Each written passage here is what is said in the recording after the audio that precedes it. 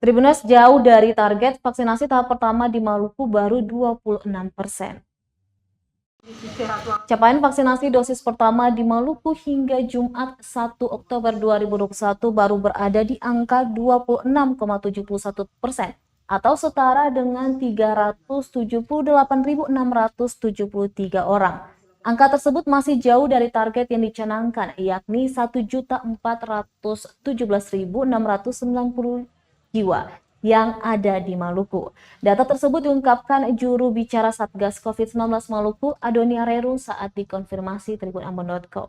Dari data tersebut, kelompok yang paling mendominasi yakni petugas publik sebanyak 150.334 jiwa. Sementara itu, untuk capaian vaksinasi dosis kedua secara keseluruhan sudah sekitar 13,36% atau 189.448 orang.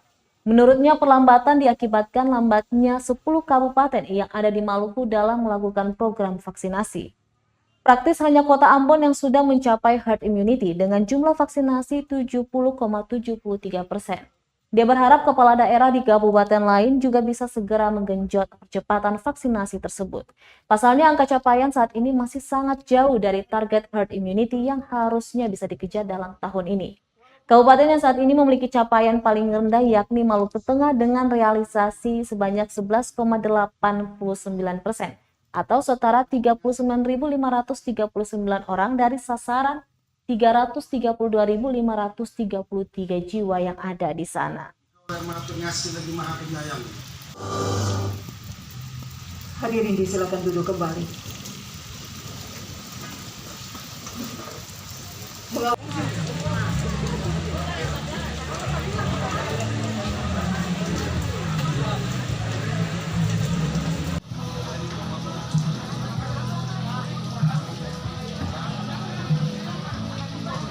Terima kasih sudah nonton. Jangan lupa like, subscribe, dan share ya.